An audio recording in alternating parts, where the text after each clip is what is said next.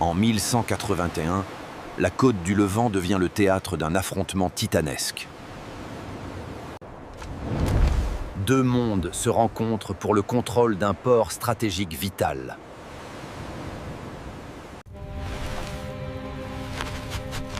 Cliquez sur j'aime pour soutenir nos documentaires de guerre.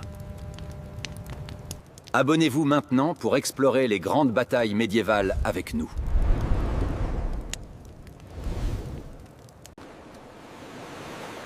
L'histoire sanglante du siège de Saint-Jean d'Acre commence ici.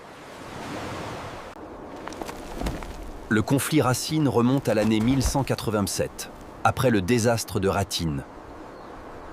Le royaume de Jérusalem est presque anéanti par les forces ayyubides.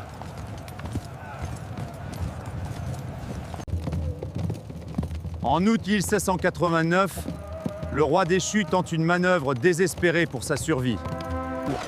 Il rassemble ses dernières troupes pour assiéger la ville fortifiée d'Acre.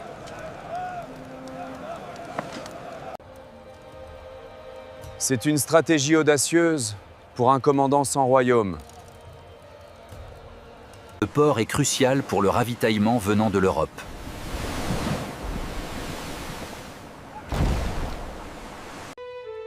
Mais le grand sultan réagit rapidement à cette menace inattendue.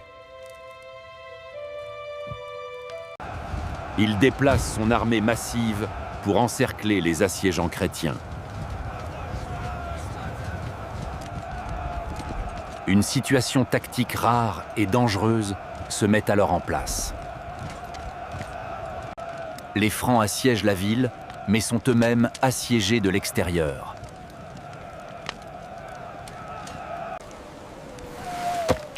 Le camp chrétien se retranche solidement autour de la colline de Thoron. Durant l'hiver 1190, la famine et la maladie ravagent les deux camps. Les lignes de ravitaillement maritime sont bloquées par la flotte égyptienne.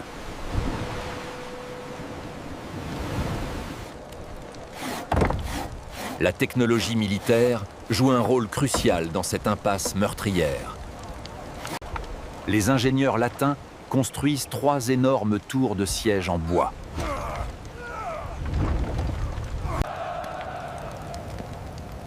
La garnison musuliane riposte avec des pots de naphte incendiaire. Les tours géantes sont réduites en cendres par ce feu liquide.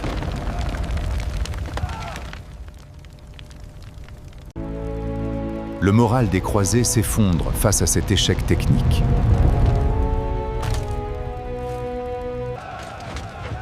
Cependant, la dynamique change au printemps de l'année 1181.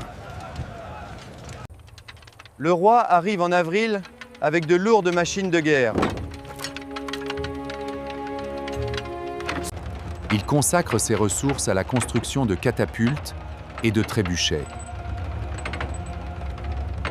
Ces engins commencent à pilonner les murs nord et est d'Acre.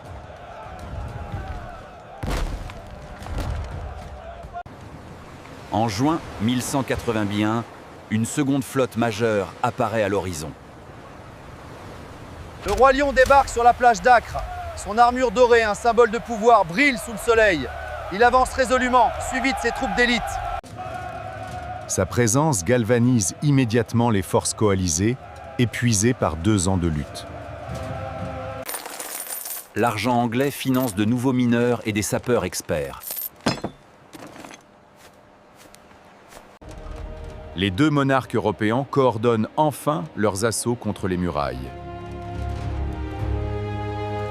Le bombardement devient incessant, jour et nuit, sans aucun répit.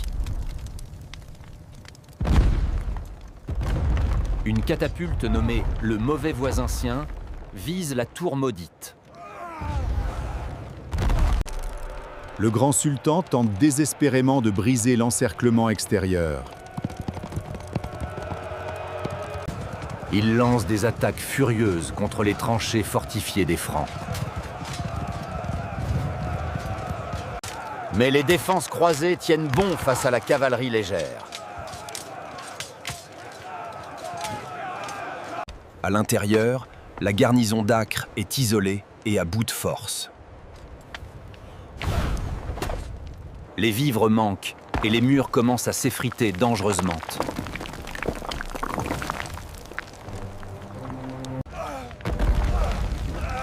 Les mineurs français réussissent à saper les fondations des remparts principaux. Le 3 juillet 1181, une brèche significative est enfin ouverte. Les défenseurs tentent de combler le trou avec des débris.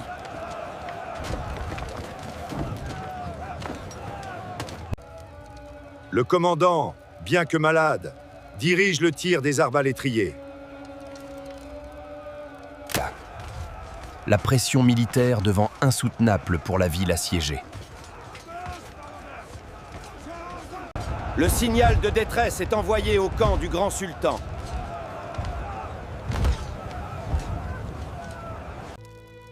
Le dirigeant ayyubide comprend qu'il ne peut plus sauver la forteresse. Le 12 juillet 1181, la garnison d'Acre capitule officiellement. Les bannières des rois européennes sont hissées sur la tour de la Mouche. Cette victoire coûteuse ouvre la route vers le sud du littoral.